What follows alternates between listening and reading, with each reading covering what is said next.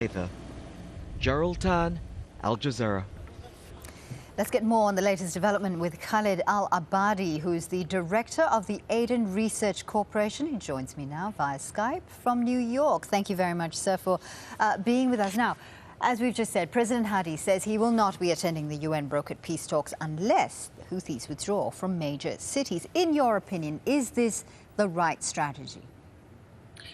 Thank you for having me on your show, Fozia. I think the jury's still out whether the Yemeni government might be represented with a lower-level delegation, so it's still not clear what stance he's deciding to take with the Geneva talks so far, but it does seem like a high-level delegation will not be represented.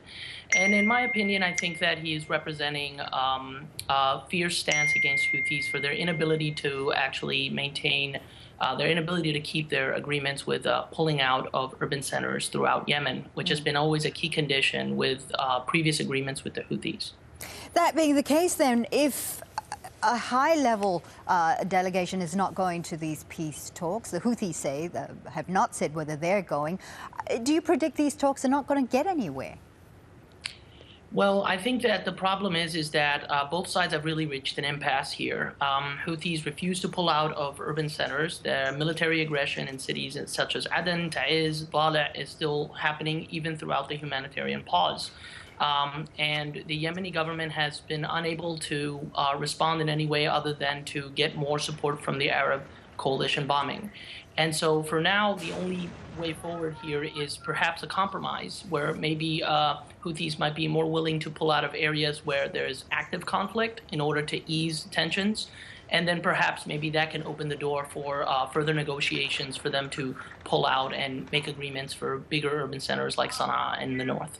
Mr. Al-Abbadi, you're a Yemeni citizen. I believe you're from Aden. What do you make of what's going on in your country right now? I have to tell you that the current situation is catastrophic, particularly in the city of Aden. I don't know a single Adeni person who hasn't been hurt by this current conflict. The spread of disease, the very fragile infrastructure has only gotten worse. And all of us are hoping and praying for a ceasefire and a swift end to this conflict. However, many people in Aden and in the south do not want to be ruled by a Houthi militia. They want to be ruled by a legitimate government, and they want their southern aspirations to be met politically. And so the current situation is really the whole country is waiting for the Houthis to stop their military aggressions and pull out of areas in the south where they have little to no support.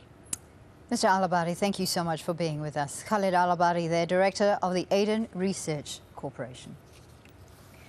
Now, Iraqi forces